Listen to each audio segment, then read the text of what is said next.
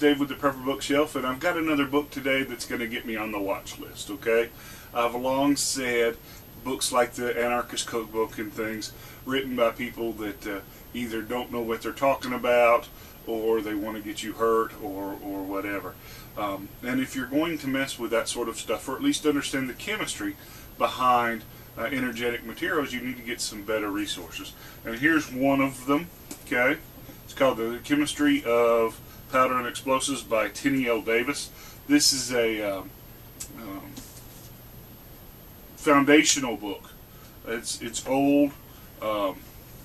It's a reprint, and it talks about things like the Monroe effect, different types of explosives, and the chemistry behind them. Talks about how to test for explosive power, test for brisance, velocity of detonation. It's got a whole chapter, 25 pages or so just on black powder. Pyrotechnics, Greek fire, a lot of chemical information, a good reference on types of explosives.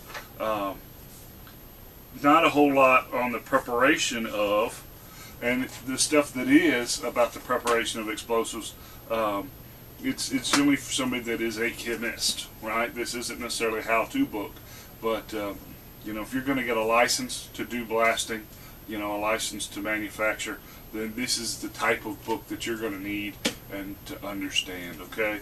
So, I'm not telling you to get this because you want to make nitroglycerin in your basement, because number one, that's a felony and everybody goes to jail, and number two, it's a good way to, walk around like this, no fingers, no hands.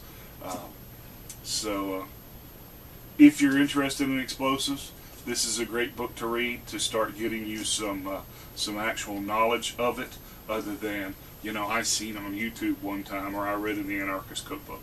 So here you go. I would definitely recommend this book.